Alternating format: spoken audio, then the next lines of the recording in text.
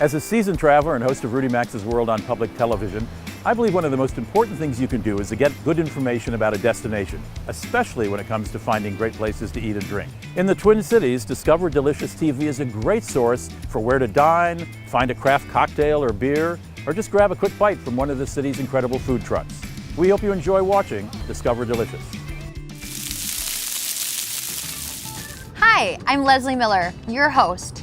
This is Discover Delicious, a weekly TV show and online presence that celebrates all that the greater Minneapolis-St. Paul area has to offer in dining, brewing, distilling, cooking, and all the great companies, products, and places that contribute to the experience.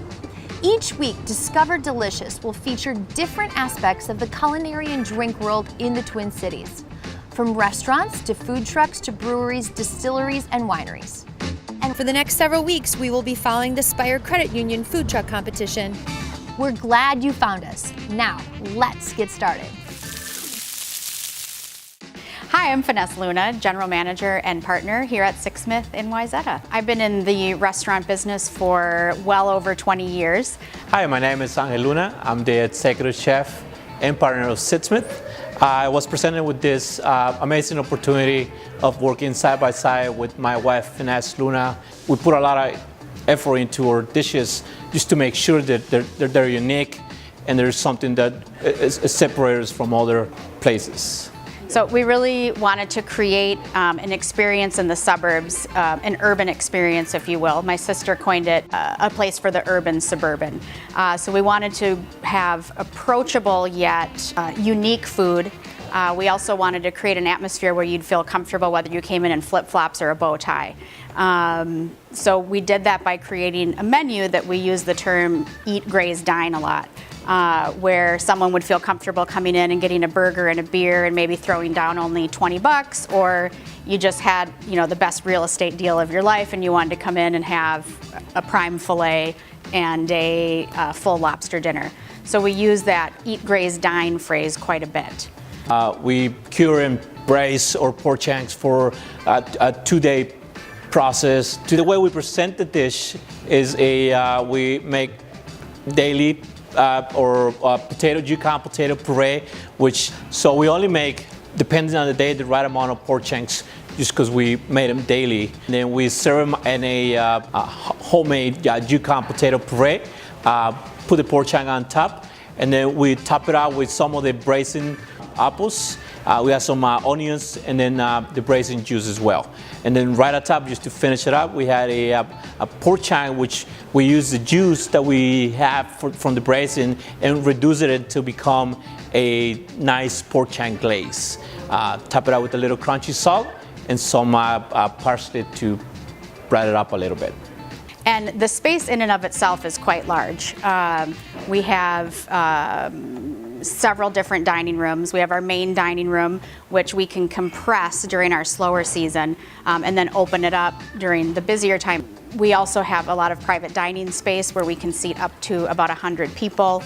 We use that not only for groom's dinners and power dinners or lunches, but also for events like wine dinners and cocktail classes and things of that nature. Of course, being on the lake in the summer, we have a main level patio that we serve the same dining room menus. Signature cocktails, I think it's kind of a craze right now, so it's almost trendy, if you will, but our Moscow Mule has been on our menu since we opened. We make a house ginger syrup, use local vodka as well. We actually added a new drink for the fall, which is a poblano chili-infused tequila. It makes a spicy kind of martini. That's one of our signature house infusions right now. In addition to craft cocktail program, we spend a lot of time and put a lot of effort into the wine program, especially the wines by the glass, which is something that I still maintain a lot of the control of. We do have a bar manager as well. But again, trying to locate and search out like-minded people. We use almost all family-owned wineries. So hey, for those that haven't been here and like to have a good experience, and either way you want it, we can do Fat Pants Friday and Third Thursday wine tastings. We had some cocktail classes. You want to have a nice dinner, you want to hang out with your buddy in the bar, we're the place for you. Come and say hi. Accomplishing something together as a family. It's pretty special.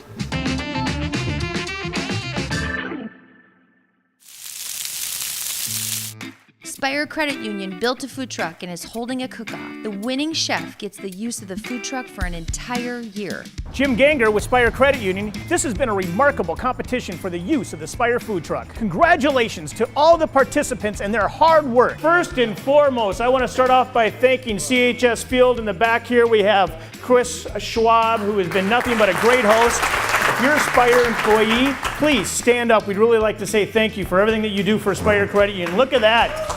Now there, talk about dedication. I want to introduce you to the 3 sets of chefs that have been here working so hard and so diligently today. Keep in mind what we've gone through. We've gone through torrential downpours, butane that went out, blowing some fuses, but they stuck to it.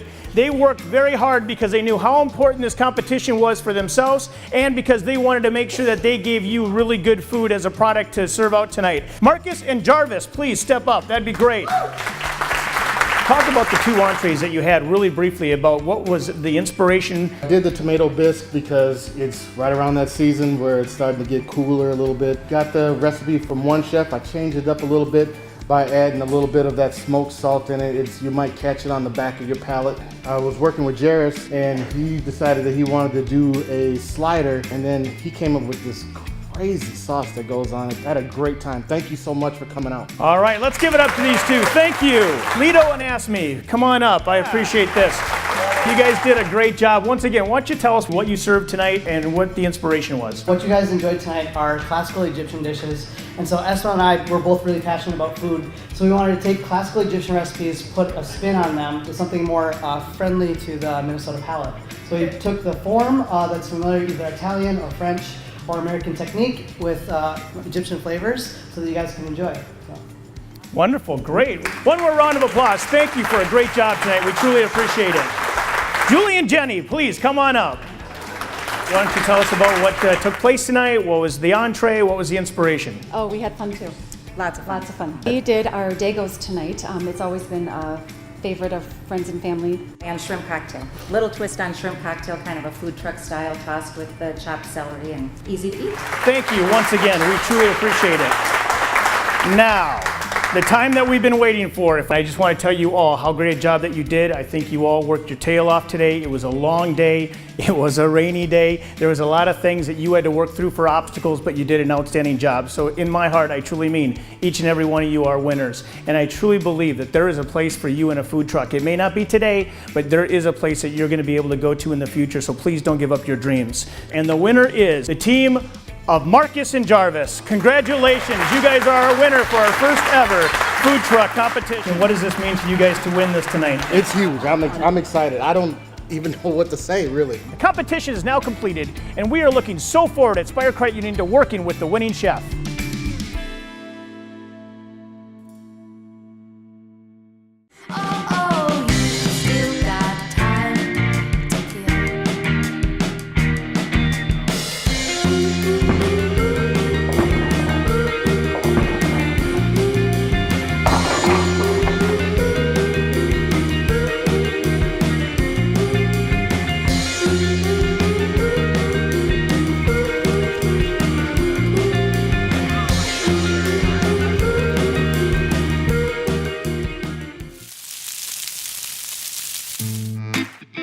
Hello, my name is Eric Sather. I'm one of the owners here at Lowry Hill Meats. Just been open almost a year. It'll be a year and 2 weeks. We are located at 1934 Hennepin Avenue South, just north of Uptown. We wanted to open up here after years of cooking in restaurants, cutting meat in different butcher shops. It was one or the other. In the restaurants, everyone's always like, where can we get this food? How can we buy this? In the butcher shops, you know, everyone was always wondering, I wish we could hang out here. I wish we could sit here and hang out a little bit longer. It's as close as you can get to sort of a 1930s butcher shop. My great-grandfather was a butcher in Minneapolis, so my grandmother used to tell me all the stories about all the crazy stuff we would put together. And you kind of come here and they're a family, so it reminds me of that really small town, sort of old-timey butcher shop. We wanted a butcher shop that you could hang out at too, but we wanted kind of this hub of all this great food that's around us, really highlight and focus that, make it available to everyone to take home. I love coming to Lowry Hill Meats because they've made quite an investment in the neighborhood, and I really like to support the neighborhood businesses.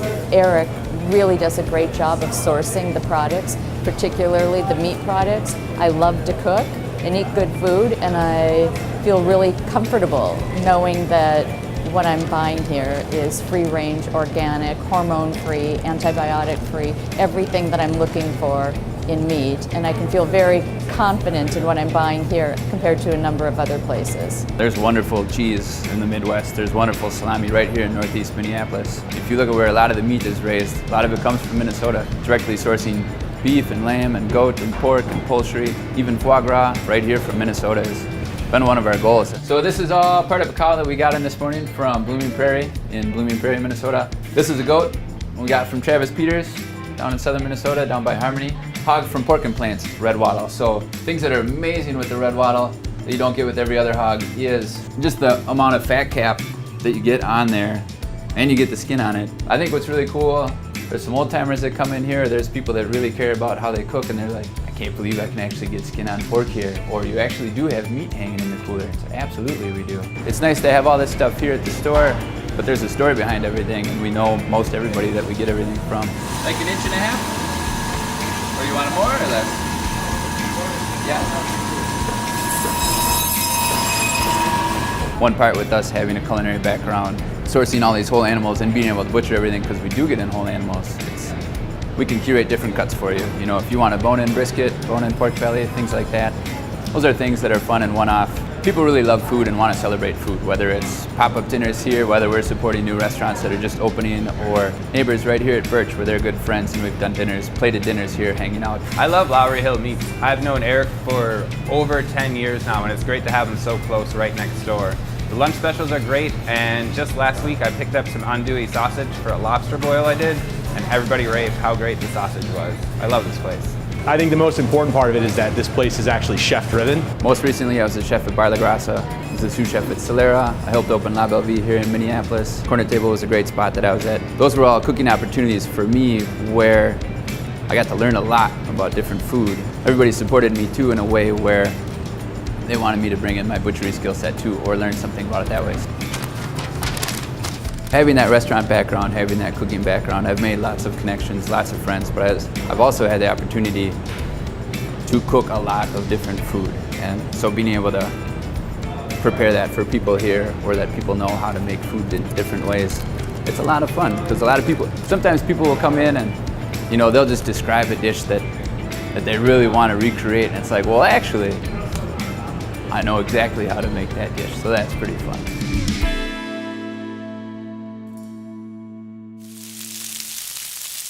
Hi, I'm John Hayes, co-founder of Enki Brewing.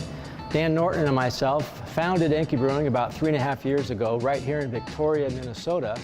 And now we're standing in our brand new destination tap room and brewery. We started Enki Brewing in a historic creamery building in right downtown Victoria. It became so popular that within 3 years we outgrew it. We didn't have enough space to make enough beer, and we didn't have enough space to accommodate all the people that wanted to be here. So fortunately, there was another building that came available, and we've gone from about 3,000 square feet to 46,000 square feet. We can accommodate about 200 people here, whereas before we could only fit maybe 45 people. We cut a 1,500 square foot hole in the floor so our tanks could start emerging. And as we get new tanks, they're going to be bigger and they'll grow higher and higher through that floor.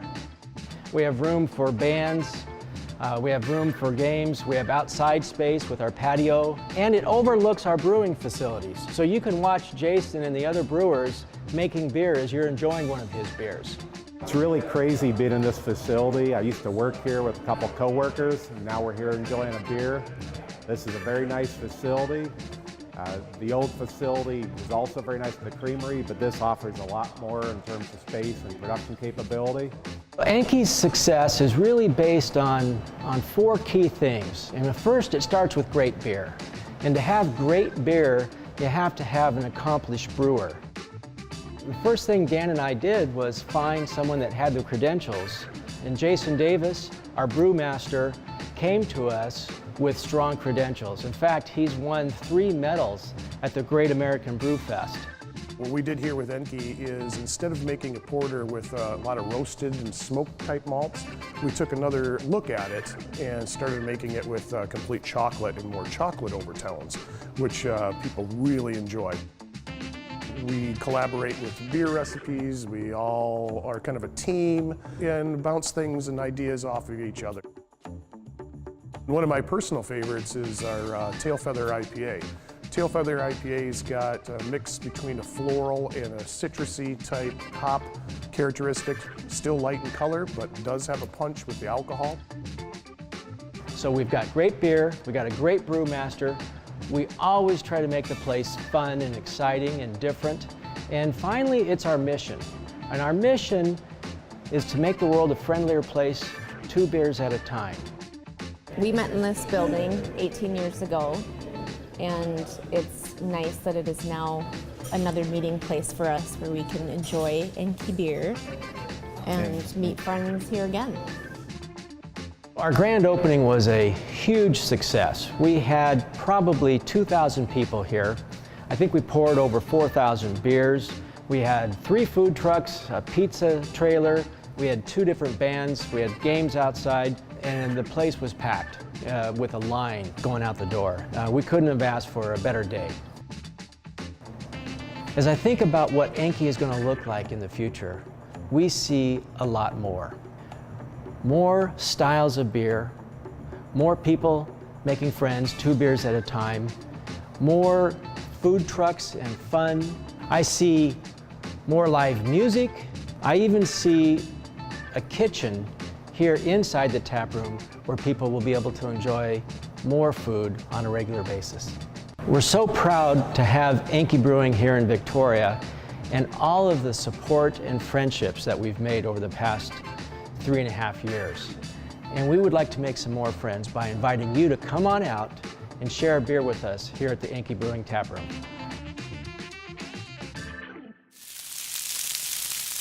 Hey, Dan Stoltz here with SPIRE. I'm gonna hang out with Aldi today. What kind of products and services would you say you use? You know, I feel like my whole wallet's filled with SPIRE cards. My business is at SPIRE, my personal's at SPIRE. When I was opening my business, I didn't even shop around for banks, and we just went right to SPIRE. I have a branch that's by my office, and then I have a branch that's by my house. So no matter where I'm at or where I'm going, I know that I'm on the way to SPIRE at some point. They've always treated myself and my family right.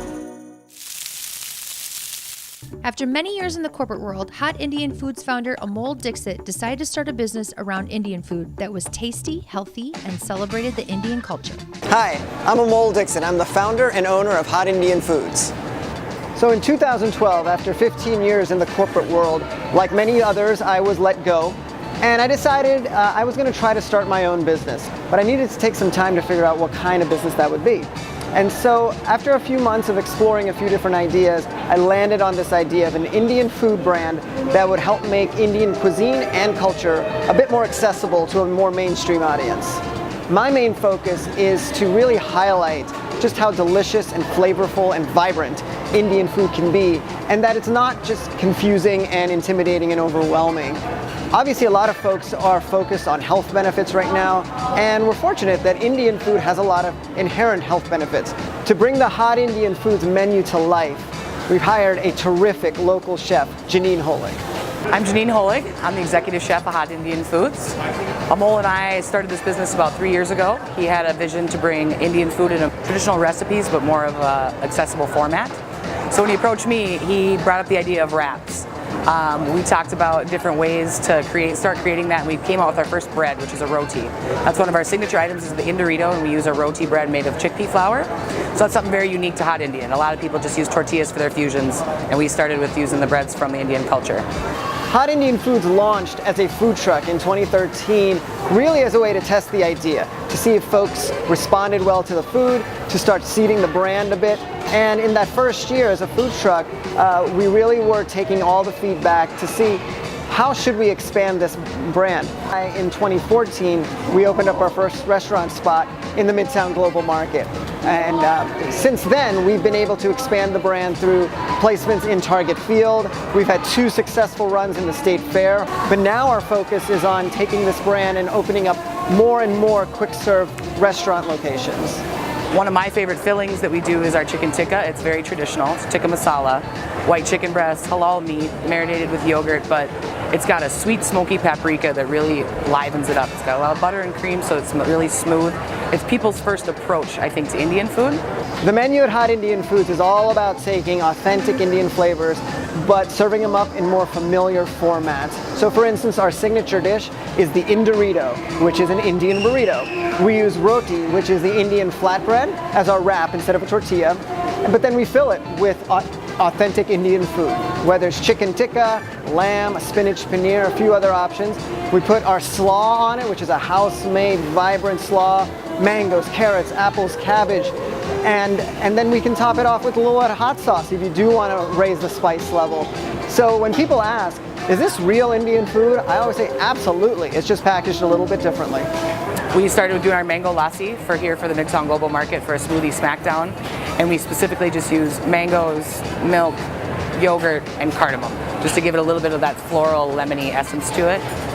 And we're also trying to make the culture a bit more accessible by doing fun things and giving folks a chance to participate in the real fun side, the vibrant side of Indian culture through Bollywood dancing. You get $1 off if you do a Bollywood dance move at our food truck or at our restaurant. Best things for us is that Indian food tends to lean towards the vegetarian. So we have, out of our 5 fillings, 3 are vegetarian, 2 are vegan. So that really helps us kind of get out to the masses, that we can offer so many different levels of food with a gluten-free, vegan, and different options like that. Our mission at Hot Indian Foods is to add a little spice to your day. So we invite you to come join us, whether it's at the food truck, Target Field, Midtown Global Market, or wherever we may go. Whether you love Indian food already or you've never had Indian food, we know we can take care of you, and we know you'll be down with the brown. Wander North Distilling founder Brian Winter takes great pride in the grain-to-glass approach, and it shows in each bottle of liquor they produce. Wander North Distillery started off as just a distillery. We made products, distributed them, and those products then went to liquor stores and restaurants. However, shortly after we opened, the law in Minnesota changed and we were able to do cocktail rooms. So in addition to being a distillery which is producing for distribution, we also have what is basically a bar here where we make cocktails with our own spirits. Since we opened last July 2015, we've been trying to do a cocktail of the week program. We've been pretty successful with this. People are really excited to try something new all the time. So with this next fall menu coming out, we've been putting a lot of effort into just doing a whole bunch of brand new cocktails, a lot of different things to try. Whether it's called grain to glass or seed to spirit, it's the process of taking the raw grain, milling it, mashing it, fermenting it, distilling it, doing everything on site. If you want to say that, hey, I crafted this, you need to start from the base grain. A lot of the major distilleries are doing grain to glass because they want that in-house control of, is the grain getting ground fine enough or to the right specifications. It allows you to have a whole lot more control in addition to actually making the product. The pinnacle of bartending is when you get to have control over the actual spirits that go into your drink. Instead of just choosing from a huge bar, you have to kind of talk with the distiller and see if we can make a spirit like X or Y. We have to be really creative at the front of the house. Since the state laws dictate that we can't use spirits that we don't make here, we make all of our infusions and amaros and things like that. So it's kind of the best bartending job you can imagine because you get to have control over a lot more things than you usually would. For the majority of our products, we're using Minnesota-grown corn. We get it from Flugel Elevator down in Rosemount. They get it from local farmers, delivered in 1-ton totes. From there we take it. Milling is the process of taking the corn or the grain and breaking it down. We use a hammer mill. The mashing is adding those ground grains to hot water with some enzymes, you're converting those starches into sugars, single chain sugars, which is what yeast like to eat. Fermenting is adding yeast into there, and then distilling is the process of running it through the still here at least twice. Proofing is the process of using a hydrometer. There's other ways to do it that are exponentially more expensive, but a hydrometer and floating it in the spirit, that will tell you where you're at with proof. We started off making Outpost vodka, 100% Minnesota grown corn. Second product after that was our Frontier Applejack, which we made in conjunction with Sociable Cider Works. That was taking their base cider, fermenting and distilling it here, and then barrel aging it for about 3 months. Applejack is a very traditional American spirit. We next came out with our Waypoint Gin, and our latest release has been the Uncharted whiskeys, which are made from local beers. In Northeast Minneapolis, we've got 11 breweries within about 2.5 miles of the distillery here. And when I was going to school for distilling at the Siebel Institute, one of the things the instructor talked about was, hey, if you're located near breweries, work with them. These are the experts in fermentation.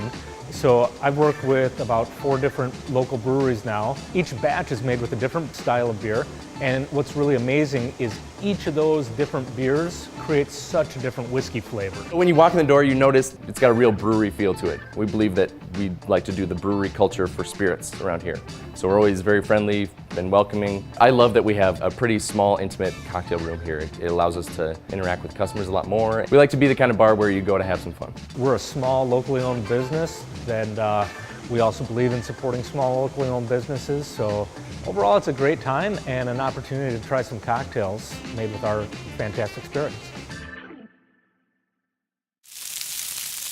Hi, Dan Stoltz here, CEO of SPIRE. Good to see the whole Taylor family today. What kind of family is the Taylor family? On the go and active. So it's a family affair. All your kids have accounts? Everyone, all 4 of the kids. You know, I suppose if they had accounts for our pets, they'd have accounts too. You know, I work outside the home. We're a busy family. The online banking part has been what's really been helpful for me. What makes you stay at SPIRE? The values have never changed.